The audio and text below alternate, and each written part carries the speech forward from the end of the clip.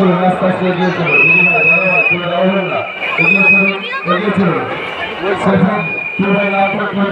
আমাদের স্বেচ্ছাসেবকদের সঙ্গে সহযোগিতা করুন